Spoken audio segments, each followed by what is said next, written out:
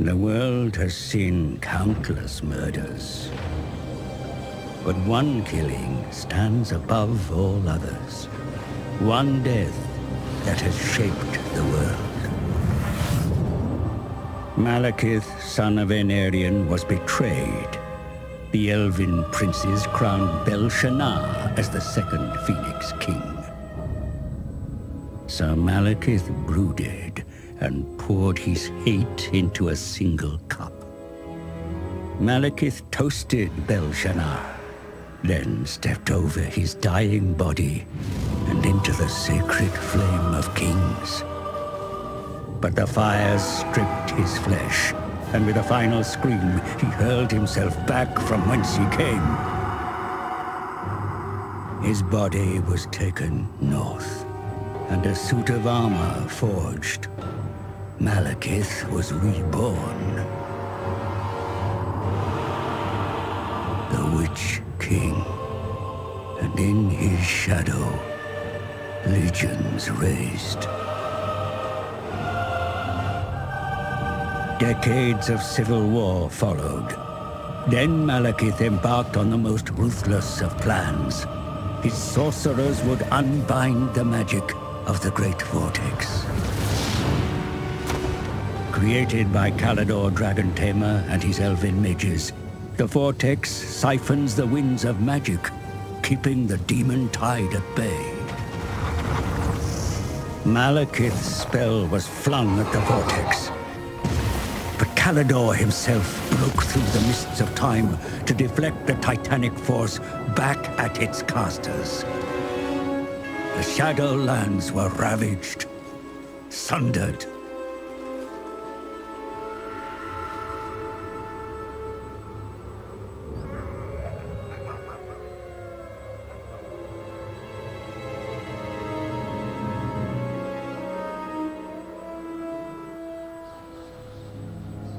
You live. You die. You live. You die.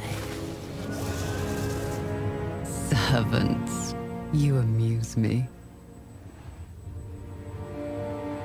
The dragon with two tails hangs in the sky, and you indulge in petty games. You summoned me, Your Highness. You bring this witch here. She's well versed in lore and prophecies. She will betray you, my son, as all have done. She's indebted to me. I have her soul.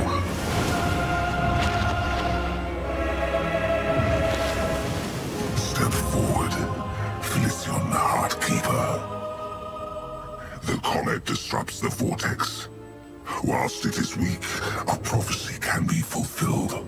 Of a king who consumes the heart of Ulthuan. My son will take its power and our vengeance. Find the Oracle.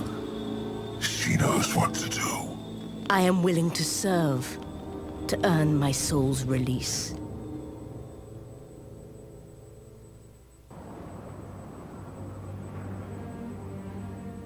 The ritual cast, and magic bound within the scrolls of Hecate was unleashed, lighting the dark skies of Nagaroth. The sorceress Felicion was joined by a murderer, one that hunted in the shadows. They looked upon the island across Poison Shore and waited. Approaching the island was all but impossible. Yet the ritual gave the sorceress ingress.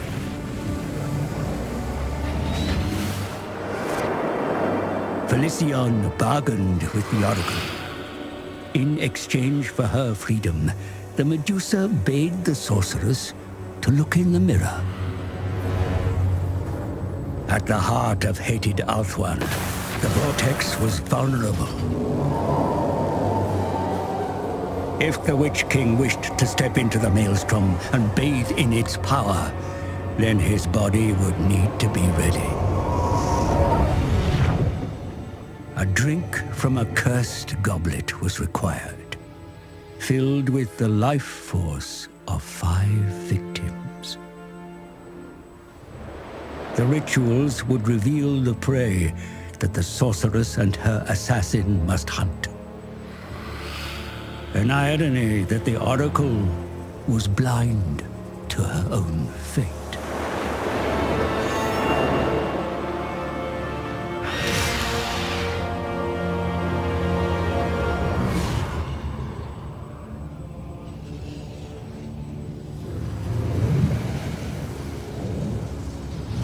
Four more rituals, 4 more sacrifices needed to fill the goblet. Then the Witch King may drink and be ready to enter the vortex. More of Hecate's scrolls must be found.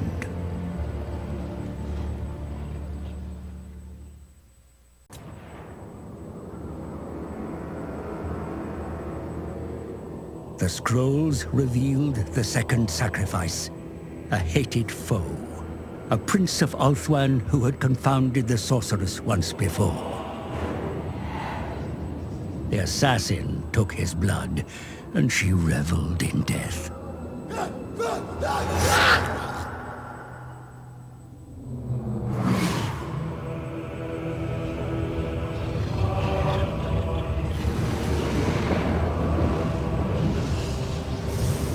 The chalice begins to fill. But more of Hecate's scrolls are needed to find the next sacrifice.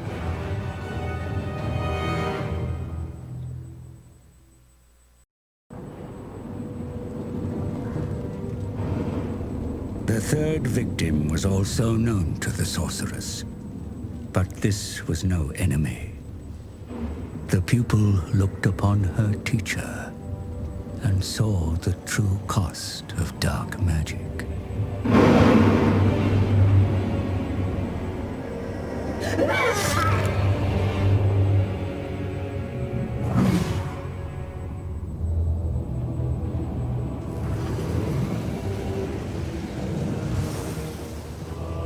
Success breeds expectation, and the Witch King demands. Especially when there are others who incite their own rituals of possession over the vortex.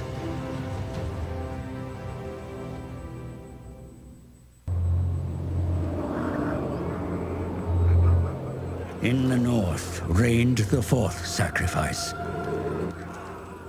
One close to the cold heart of the sorceress.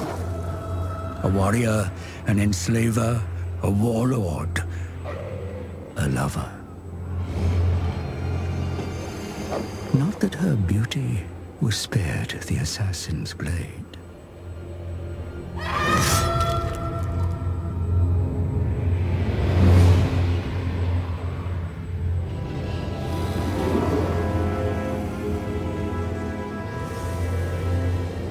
The prize of a murdered paramour is not to be given freely.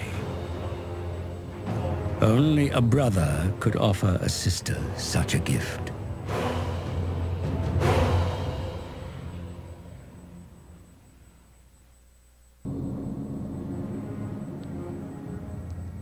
The fifth and final sacrifice was closest to the sorceress, both in bond and vicinity. She named him brother. She named him Shadowblade. But he was not the victim. He never was.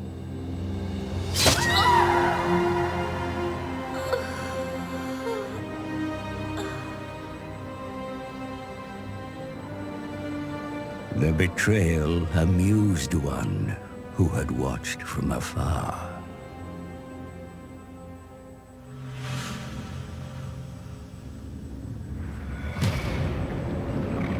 The fabric of reality was torn. From the realm of ruin, the Skaven's horned god mocked its prey and revealed his plan. The celestial event that weakened the vortex was of Skaven design. A parody of the true comet.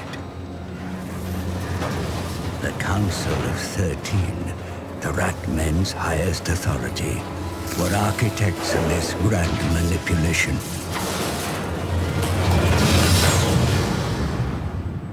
Its task complete and fuel expended, the rocket fell back to the surface.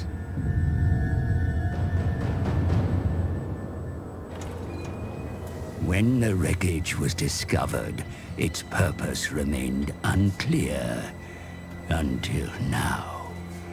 It was the catalyst to weaken the Vortex and goad the other races into action.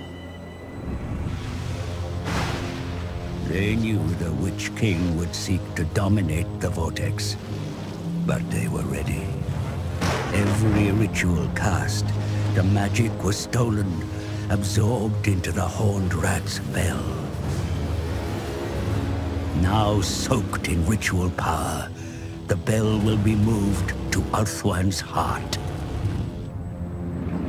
If it tolls 13 times, the Horned God shall emerge from the Vortex, the world doomed.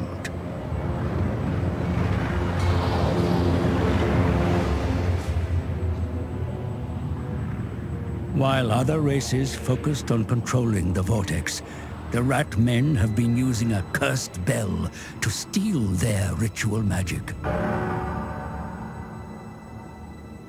There's no time for a murderer to grieve his sister.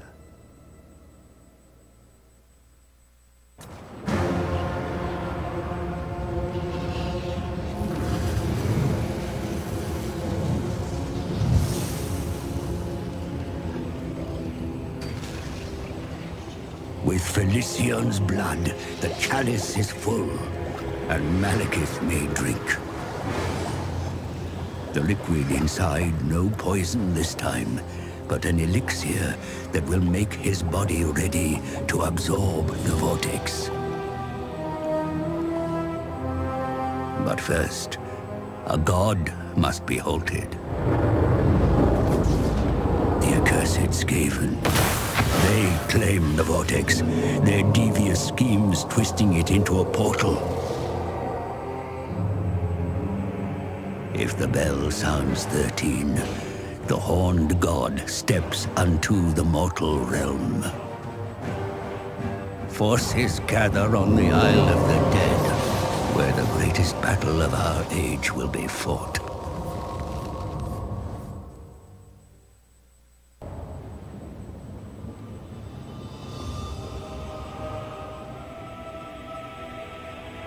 At last, the power of the Vortex is within my grasp. Ever since the reign of Palador have I been denied this. And the vermin shall not deprive me now. I have fought with gods before, and still live. This battle is no different. Get from my Vortex, rat scum, or face the wrath of the Witch King.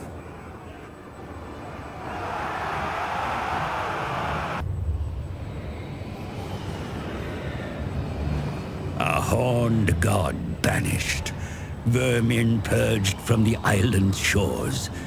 The Witch King has the prize. Ulthuan and its Vortex are mine. My son has his revenge. And so the Vortex is ready to receive its Dark Elf Master. A new era begins.